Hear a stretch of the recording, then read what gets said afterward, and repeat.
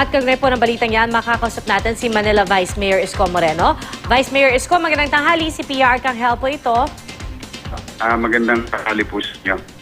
Vice, pwede niyo ho bang linawin lang po ulit yung mga naging basehan ng lokal na pamahalaan para po unang-una dun sa pagpili sa kung aling ospital ang mag-uumpisang maningil ng bayad sa mga pasyente at kung ano yung talagang dahilan kung bakit ngayon kailangan ng maningil na po dun sa mga pampublikong ospital? Una po, para po sa kaalaman ng ating taga-Manila. Pagka ito po taga-Manila, libre po yan. Ang sinisingil po, base sa lumang ordinansa, hindi po bagong ordinansa. Lahat. Yan ay existing na provision of the tax code. Mayroong provision po ng paniningil. Kapag ang dudulog sa aming 6 hospital ay mga halimbawa, for example, makalapit bayan namin o kalapit lungsod. Pwede naman silang tanggapin, pero po kailangan po silang magbayad ng mga minimal fees, yung regular fees, no? Ang logic ko kasi dyan, masyado naman nung kawawa yung mga kababayan namin sa lungsod na napagkakaitan ng pagkakataon na magamit nila yung kanilang libreng benepisyo sa programang pangkalusugan na ginagawa ni Pangulo Mayor Ero.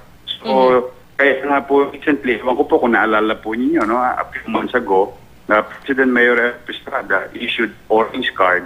Ang basihan naman ng pag-issue ng orange card ay base na sa pag-aaral ng DSWD Manila na kung saan alam yung mga poorest among the poor, no?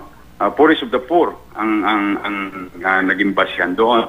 Tapos naman po, yung may mga kakayanan magbayad, halimbawa po, dahil sumisan kasi may espesyalista sa ospital ng Maynila, mas komportable yung may kaya doon pag magbabayad po naman siya ng minimal fees. Kasi po nung araw, ng mga hagdang panahon, meron pakunuan na nagsasabi, libre lahat ang ospital sa Manila.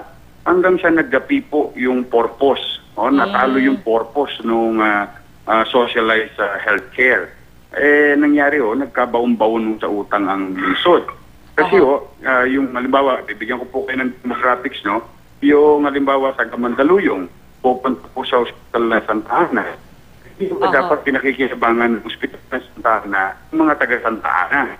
Nung Manileño. Nung Manileño. Pero tatanungin pa rin natin yung taga Mandaluyong. Pero magpabayad na sila. Ngayon, pagdating naman dito sa northern part of the city, which is dalawang ospital namin, yung Andres Bonifacio Hospital, paunang memorandum of agreement ng pamunuan ng mga taga-Cavite, pupunta at gagamitin yung fasilidad namin na mga gamot. So, nangyari, paano naman yung taga-Tunto? Hindi na maka-accommodate ng siyad. Dahil, halimbawa, paracetamol, nakuha yung 10 persong paracetamol ng taga-ibang lungsod, hindi nangangailang taga-lungsod ng Maynila para sa hindi mapigyan. There was an issue, even in fact, during the campaign, it was an issue na ang mga ospital namin, nga kulong, pero wala namang laman. Kulang okay. Pero guys, yes, ma'am. Pero linawin ko lang din po, no? So sa ngayon, kung ikaw ay isang residente ng Maynila, hindi mo pa rin kailangan magbayad? Hindi pa rin po. Ang sinasabi ko kasi yung kasidad ng tao, yung Tagalog. Ngayon, hirap. Wala po kabayaan yan.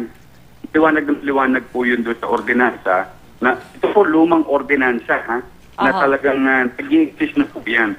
Ngayon, ini-implement lang muna namin para maging atas kami sa mga taga-lungsod ng Maynila na pakinabangan nila yung kanilang binayad na buwis.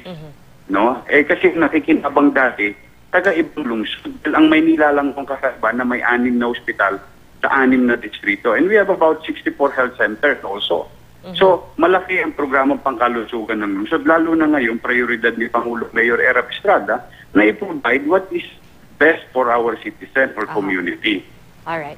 Okay, Vice, maraming salamat po sa mga paglilinaw na yan. Wala pong anuman. Salamat po, Manila Vice Mayor Isko Moreno.